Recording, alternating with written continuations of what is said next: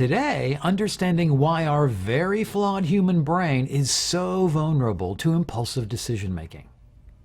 So tell us a little bit more, Graham, about how that decision-making process is actually working inside of our brains, because I'm curious whether it's different when we're in fight or flight mode than when we're in our comfortable, natural surroundings and not feeling quite as panicked.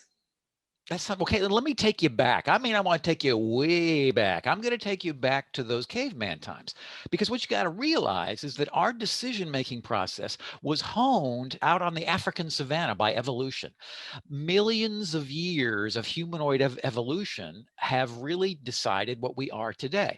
And for 98% of that time, it's been all about basic survival. Things like not starving to death and not having the weather take you out. And maybe if you're lucky, finding a good looking cave lady to pass along your DNA to the next generation. Fancy skills like agriculture and living in houses, those are just the last 10,000 years. So the problem is that our brain is badly out of date and we're still making decisions, survival decisions, like we're out on the African savannah, despite the fact that we have very modern and very different problems now. So we have an outdated computer processor in our brain. And that's why we tend to make such really bad decisions when we face these kind of modern problems. So in the world of finance and investing, imagine if you took a caveman and threw him into Wall Street all of a sudden. He'd freak out. He would have no idea what he's looking at.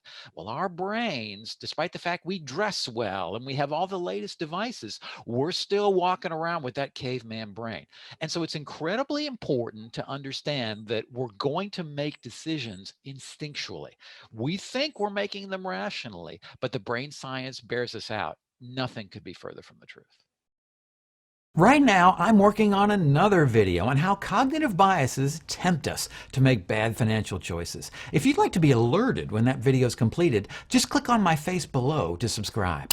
And be sure to click that alert bell too. And I've created tons more videos on how brain science can help you make smarter money choices.